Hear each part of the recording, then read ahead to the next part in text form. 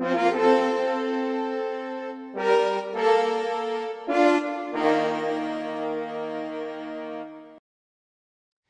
Brady is leading Pat Quinn in polls. Will it hold up? We'll talk about it next on Capitol View.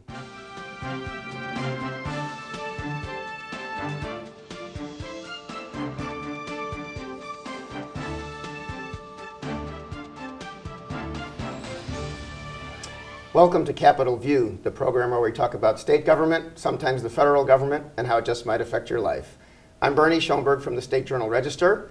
It's been moderately quiet in the political world, at least with the legislature, because they got spring break too. But here to talk about developing stories are three State House experts, so lucky to have them. Ray Long is back he is Springfield Bureau Chief, Chicago Tribune. Good to be here, welcome, Ray.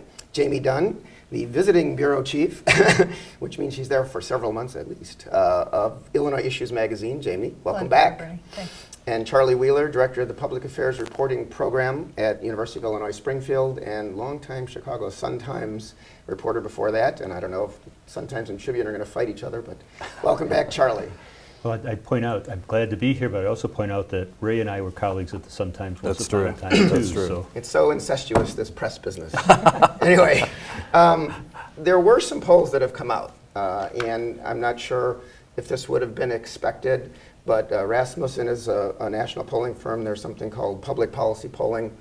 And both within the last several days have come out with polls that show pretty much what's happened since the primary, that Bill Brady is ahead, the Republican candidate from Bloomington over Pat Quinn, Democrat of Chicago, and the governor, since Rod Blagojevich is not. And the PPP poll had 43-33 lead for Bill Brady, and a Rasmussen poll had a 45-38. Bill Brady's people, of course, are trumpeting this. But it is mighty early in the season. November's a long way off, and we haven't really seen, I don't think, from either of these two main candidates, any advertising it. So what does it mean, Ray? Well, really, I think what some of the points are that are interesting include the idea that Brady's been able to bring more Republicans to the table, to his camp, a lot more easier than Quinn has been able to bring his divided Democrats to his camp. So in other words, one of the polls said that there was maybe 80% of Republicans were already forming a line behind Brady. But some of the Democrats were maybe split 40-50%. And that kind of shows that they're still trying to come together after this primary battle with Pat Quinn's and Dan Hines. And of course they were split over that. It was a very close race. We focused on the Brady win by 193 votes, but really it was 6,000 or 7,000, maybe, I can't remember, maybe it was 5,000 votes with. Yeah, I think it was 7 or 8, but yeah, it was also very close. It was At a least close election race. night, we didn't know all along that Pat Quinn was going to beat Dan Hines. Right, so I think because of that division, there is still some question about whether this state is ready to get behind Pat Quinn in the fall. Now, on the flip side, as you know, because Brady didn't get as much of scrutiny in the primary campaign, there will be more of that that's coming out. But those of us who profiled him laid it out that he has a very strong conservative record all across the board. I think Brady is riding a national trend right now as well. There's kind of an anti-Democrat, anti-incumbent trend going on. If you look at some national polling, if you ask people generically, would you vote for a Democrat, would you vote for a Republican, it's trending towards Republicans. People who maybe don't know him yet would just be more inclined to lean towards the Republican, someone new, because they're really not happy with what's going on right now. Yes, maybe if people didn't think they want change last election, maybe they want change this time. Yeah. Charlie, Illinois has in recent years been viewed as a more democratic state. Do you think that will show itself as we get closer to November? Yeah, I think that's true. One of the things that I would caution about looking at polling in April for an election that's going to be in November is that a lot of stuff can happen between now and then. Some of the stuff will include tens of millions of dollars worth of commercials, TV advertising, direct mail pieces, and so there's a lot of opportunity for, as Ray pointed out, for Senator Brady's very conservative philosophy, very conservative voting record as a state lawmaker to be presented to voters, particularly in the Chicago area. Yeah, well, And on the other hand, there's also the opportunity for Governor Quinn to, what's a kind way of saying this? trash. No, I was going to say to carry out the duties of his office in what appears to be a less than competent manner. Oh, so you mean he can mess up? Yes. Yeah. So we have to see how that goes. It is interesting. There's a guy named, it's Rob Sherman, right? The atheist Yes. guy. And he actually, interestingly, one day, and some of us were there, kind of worked he has a website, I think, so he worked his way in with reporters to ask the governor a question about if school districts should be able to charge for pre-kindergarten or something. But he pointed out to me that he had posted on his pro-atheist website what Bill Brady had said in a column of mine a few years ago, 4 years ago when Brady was running for governor, about how we need more God in our schools. And I think, you know, he was talking about if school districts should teach intelligent design or not, that's really up to the local school district, and the state should. He was really being more pro-religious in public schools than a lot of people would probably like. And I just tend to think that's the kind of thing that, because Brady didn't get much scrutiny during the primary, the other candidates in the Republican primary were not attacking him because they didn't think he was going to win, and he came in with that Yeah, they're all 1/5 of ganging the up vote. on each other. You know, these are the kind of things that Quinn will direct possibly advertising at, or at least, you know, in certain communities where, you know, his very pro-life position versus Quinn's pro-choice position is not going to be well met. You know, we're going to see some of the kind of advertising that marked the Democrats' campaign, where Hines and Quinn were going at each other with these negatives, which knocked them both down. Right. What really, to just amplify on what you were saying there, Bernie, Brady had a solid campaign where he targeted groups that he wanted to definitely pull together. He pulled them together, and that was a group of downstaters, a group of conservatives, and pulling off a portion of the suburbs and Cook County. And that was enough for him. It was a strategy he honed to, and one that worked for him, and he pulled it off with less than 30% of the vote. So we have to see whether or not he can continue to build on this early polling, or whether there will be cracks along the way. But a lot of the Republicans will be more willing, I think, to go toward a conservative than you'll see a lot of the Democrats breaking. Now, this has been a state that has elected moderate Republicans along the way. Jim Thompson, Jim Edgar. Yes, and that was more of the mold of, say, a Kirk Dillard, who just lost on the other end of the 193 votes. And it will be interesting to see how many moderates will break toward Quinn or stick with the Republican candidate. Well, and it will also be interesting to see how he reacts to these poll numbers, because early on he definitely did not seem to be tracking towards the middle at all when he was first candidate. Yes, and so it'll be interesting to see if these numbers reinforce that, or if he starts to think, hey, I really have a shot at this, maybe I need to move a little bit more to these people.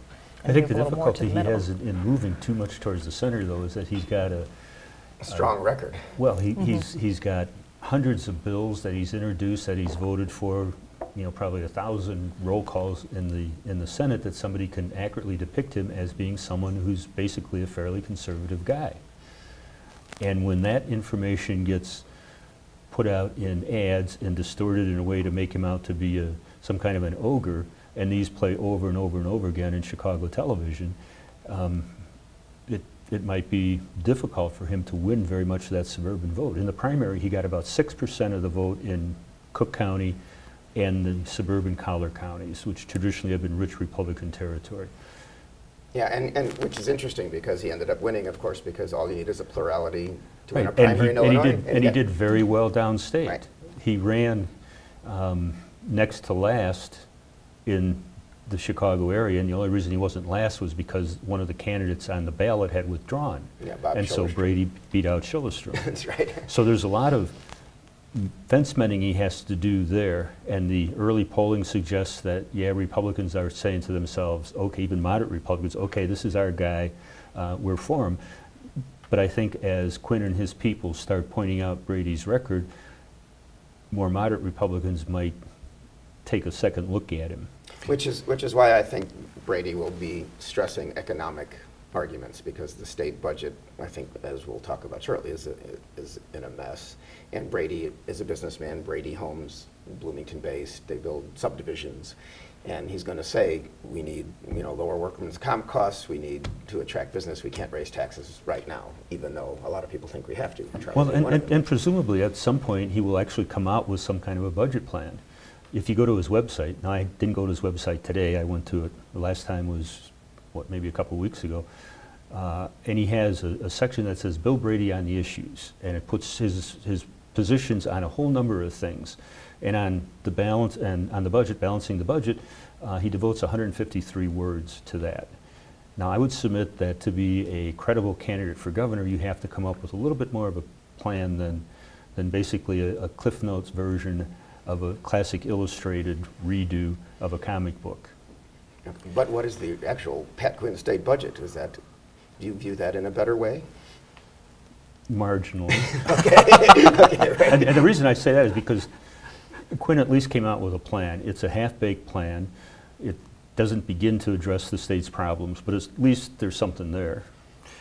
One of the things that's interesting is that, we're talking about how the conservativeness of Brady could hurt him in the fall.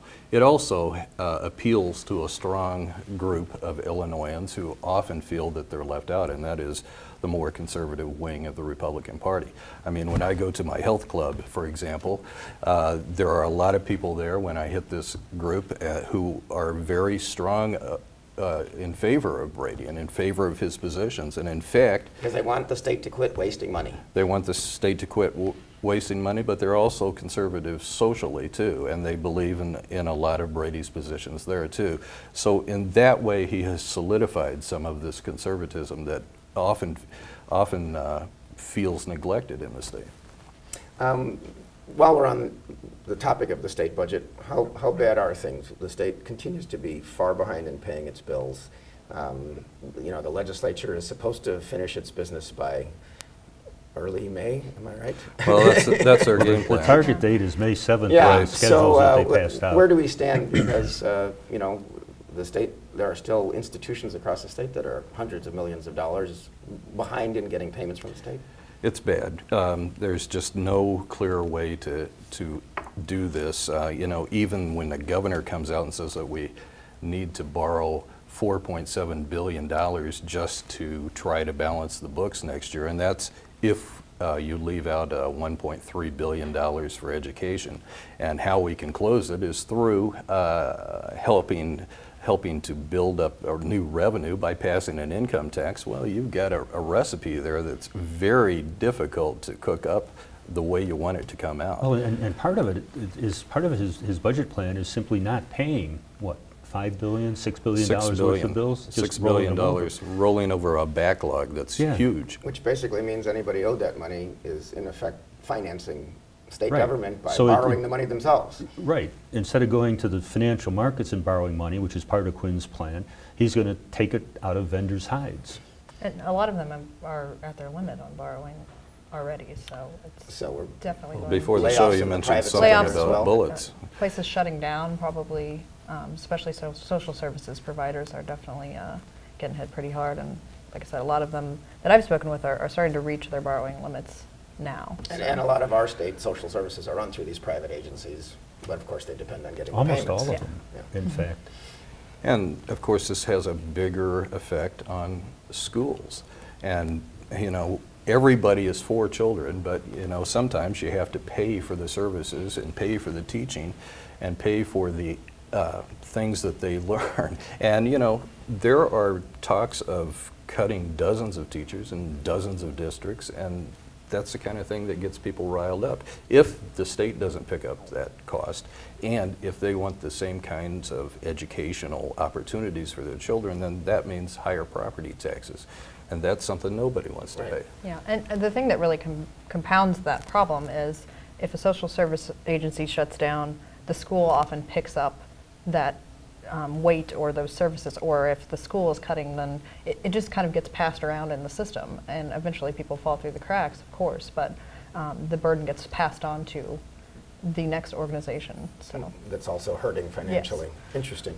Well, we know the money is in a bad situation. Now let's talk about something that's at least every 10 years a very political issue, which is redistricting, because after the census, which we've all heard quite a bit about, there will be in the next, before the election 2 years from now, a redistricting of House and Senate districts in Illinois, and there are some competing plans among Democrats and Republicans.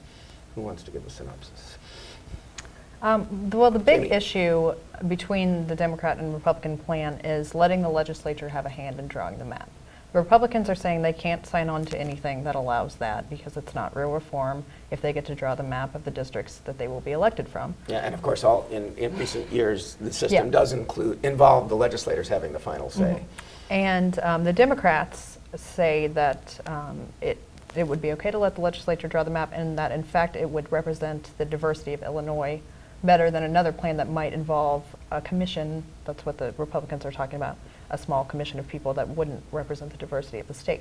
So those are kind of the two big points of contention there.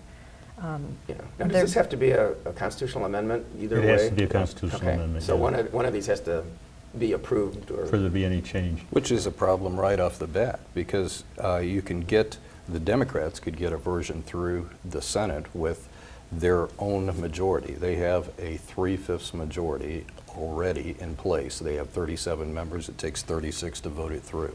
In the House, though, the Democrats are one vote short of that. So Republicans... 70, is it 70 and 71? 70, and they need 71. So if Republicans hold firm, even if the Democrats pass a map out of the Senate, or a new map, if you will, then it won't get through the House. Yeah, one question I have, since the 1970 Constitution, there was this, it wasn't supposed to ever be used, but there would be kind of if the legislature couldn't agree on a map, then it was by lottery who would get the extra member and basically which party would win for the next 10 years, right? The way it worked out was the legislature had first crack. If the legislature failed, then there was a redistricting commission set up with equal members appointed by the legislative leaders from each party, so a balance between Republicans and Democrats. If they didn't meet a deadline, a 9th tie-breaking member was added to that, and the tiebreaker's name was selected from 2 nominees put forward by the Supreme Court. And one would argue, just playing devil's advocate, that if the Supreme Court chose to, the Supreme Court could put forward 2 names. It's just they can't be of the same political party. The Supreme Court could put forward 2 names, both of whom were eminent geographers, and one of those people would be picked, and then that person would go in and draw a fair and balanced map. What the court's done over the years is put forward names of people who are former governors, 1 Republican, 1 Democrat, people who are the state party chair, 1 Republican, 1 Democrat, so you're bound to get a very partisan map as a result. Which is very odd in Illinois. Anyway, but there's not supposed to be that kind of a draw out of a hat for the... The theory at the time, when the Constitutional Convention dealt with the redistricting issue, what the old Constitution said at that point was that if the legislature can't pass a map, there would be an at-large election of all the members of whichever chamber there wasn't a map for. As a matter of fact, in 1964, right, we elected the entire Illinois House, all 177 people, at large. And so there was a ballot that had 118 Democrats and 118 Republicans, and you got to pick the 177 of your choice. And because it was a landslide year for the Democrats on the national level, the Democrats wound up with 2/3 of the legislature. Interesting. And to avoid that kind of situation again, that kind of chaotic outcome, the delegates to CONCON figured we have to put in some foolproof scheme that would make the legislative leaders, make the partisan leaders compromise. And so they came up with this idea, if you don't compromise, we go to Russian roulette and you risk losing, and losing everything. And the first year after the new Constitution in 1971, it worked. There was a compromise.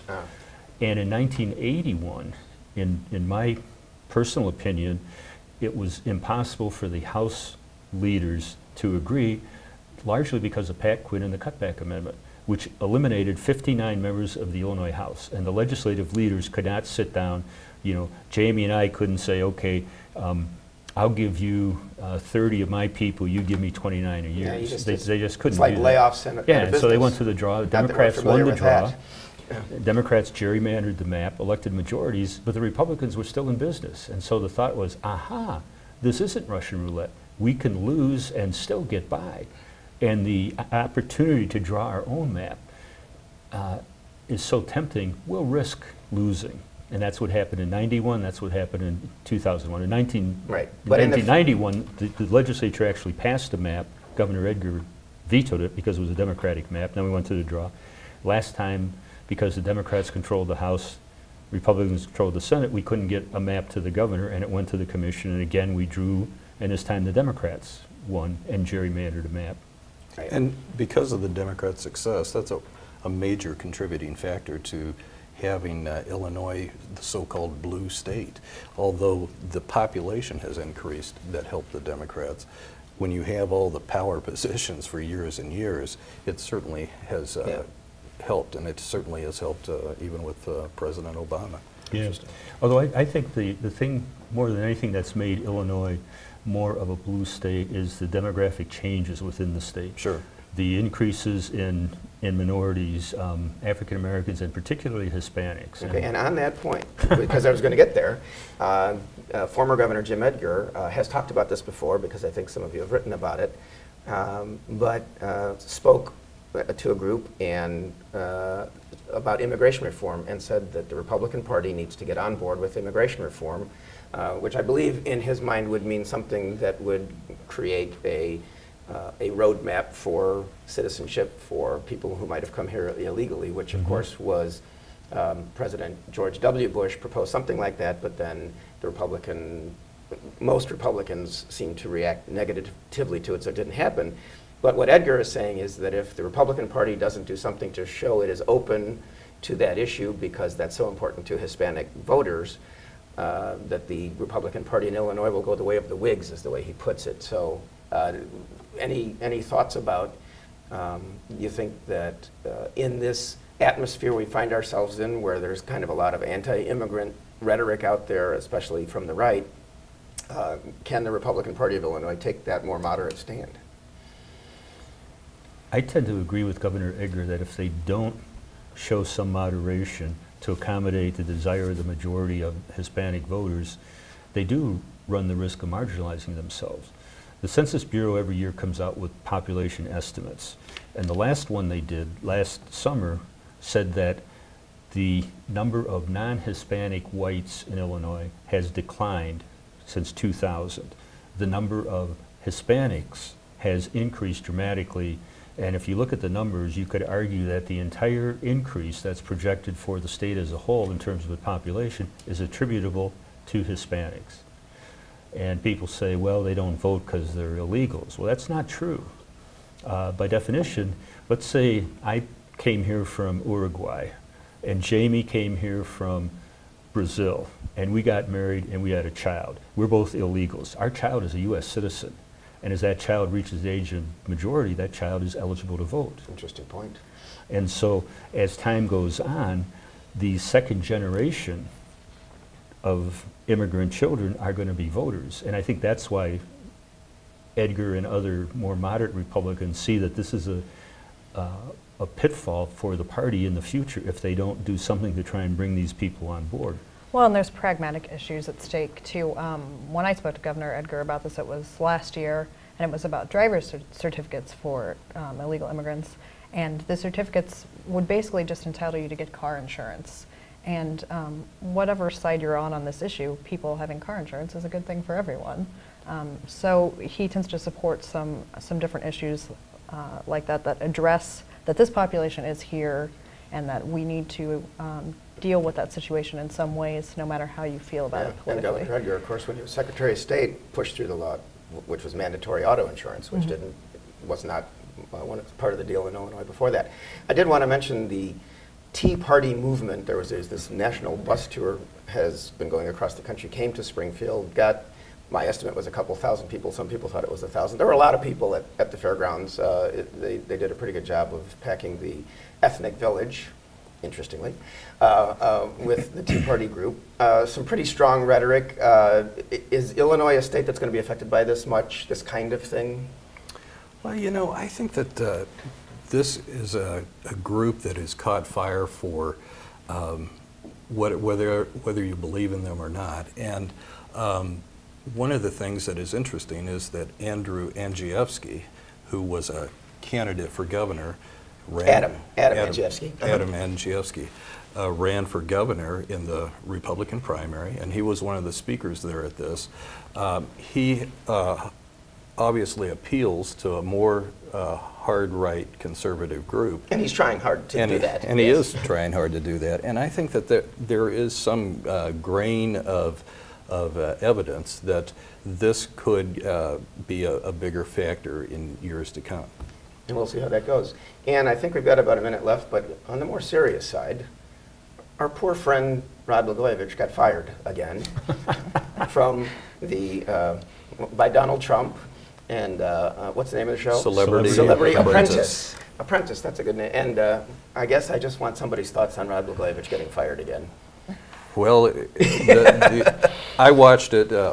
I watched it so you didn't have to. Yes, and how you know, what we found out is that Rod Blagojevich cannot type or text or do a lot of things that people in this day and age can do. Right. It was kind of an amazing performance over the several weeks from the beginning when he was out taking orders on at a cafeteria, and he was talking too much, and Joan Rivers was involved in this. It was kind of a Fellini type movie at times, and anyway, at the final draw where he got fired, Donald Trump was right there and putting the pressure on him and saying, you know, I admire you for coming out here, Governor, but you didn't pull it off. And he gave Rod an opportunity to explain himself, and Rod kind of looked like a deer in headlights at times.